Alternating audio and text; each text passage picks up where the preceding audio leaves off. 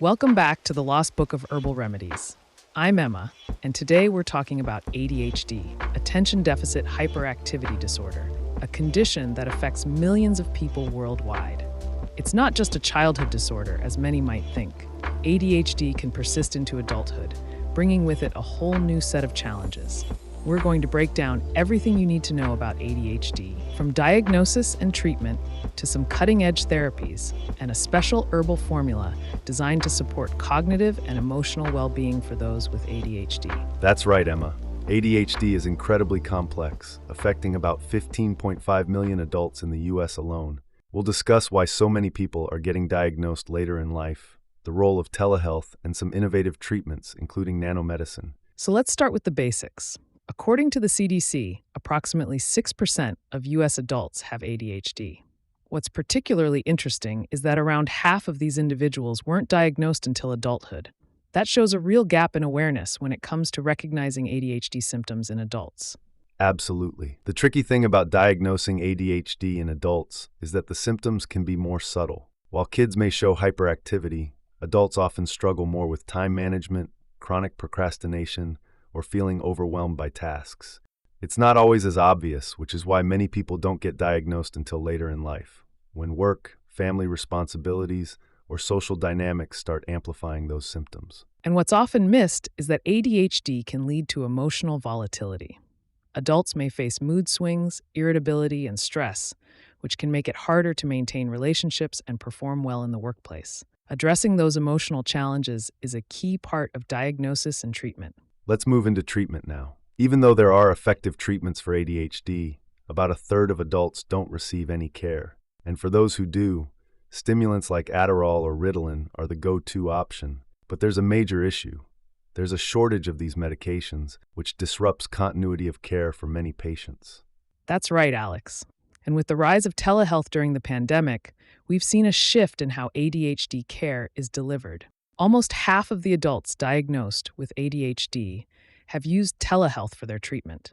Telehealth has made it easier for people to get access to care, but it's also raised some concerns, particularly about overprescribing and medication management. Still, telehealth has potential for increasing treatment adherence, especially when it comes to managing behavioral therapies and regular medication check-ins. As healthcare systems adapt, ensuring quality care via telehealth platforms will be critical. ADHD is often thought of as an attention problem, but it's much more than that. Research shows that adults with ADHD can struggle with chronic disorganization, emotional regulation, and even poor time management. There's also something called inattention to the future, where adults with ADHD struggle to connect present actions with future consequences, making it hard to set and achieve long-term goals. That's a great point, Emma. And this disconnect can lead to frustration in both personal and professional settings. It creates a cycle of underachievement, which can damage self-esteem and perpetuate feelings of failure. Emotional sensitivity, mood swings, and stress management are all challenges that need to be addressed in treatment. Now let's talk about the brain. Research into the neurobiology of ADHD has shown that the disorder may be linked to abnormalities in the prefrontal cortex, which is responsible for executive functions like decision-making, impulse control, and emotional regulation. Exactly. And the brain's reward system is also involved. People with ADHD often exhibit a preference for immediate rewards rather than long-term benefits, which explains impulsive decision-making. Understanding these cognitive mechanisms is key to developing more targeted treatments. It's not just about regulating attention, but also managing stress and emotional responses, which are often tied to how the brain processes rewards and future planning. That's why treating ADHD effectively involves addressing both cognitive and emotional aspects. One issue that often flies under the radar is the link between ADHD and sleep disorders. Research shows that 60% of adults with ADHD struggle with sleep issues like insomnia or restless leg syndrome. These problems can worsen ADHD symptoms and make it harder to manage day-to-day life. And sleep problems can also increase the risk of anxiety, depression, and other psychiatric conditions, so it's important to screen for sleep disorders in adults with ADHD.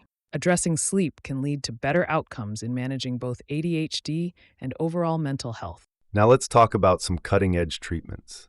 Nanomedicine is an exciting development in ADHD care. Researchers are working on using nanoformulations to improve how ADHD medications are delivered to the brain. These nanocarriers can bypass the blood-brain barrier more effectively, making treatments more efficient and with fewer side effects. Another exciting innovation is intranasal drug delivery, which allows medications to be administered directly through the nose, bypassing the blood-brain barrier and providing faster results.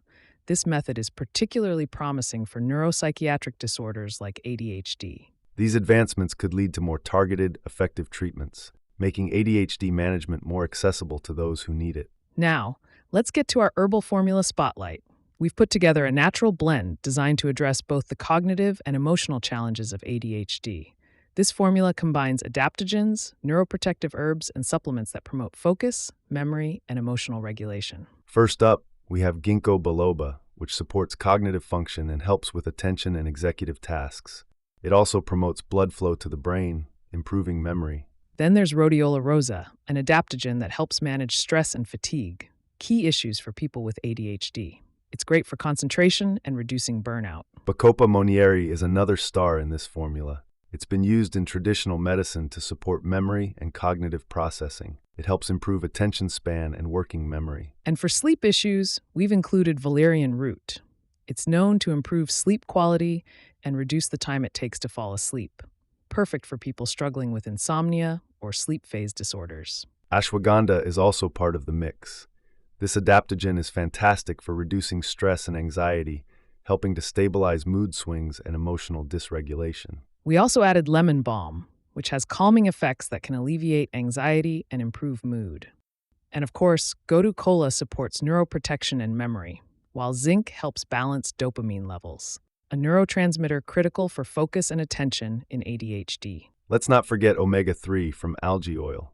Omega-3s are great for reducing inflammation and supporting brain health. And iron rounds out the formula by supporting dopamine production, which plays a big role in managing ADHD symptoms. This holistic approach not only targets the cognitive aspects of ADHD, but also promotes emotional resilience, making it a comprehensive tool for managing day-to-day challenges. As always, make sure to consult with a healthcare provider before adding any new supplements to your routine.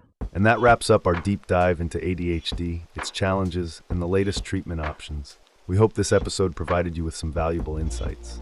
ADHD is a complex disorder, but with a combination of traditional treatments, innovative therapies, and natural remedies, people can find the support they need to thrive. For additional information, go to herbalbloom.org. Thanks for tuning in to the Lost Book of Herbal Remedies. Don't forget to subscribe, and we'll see you next time.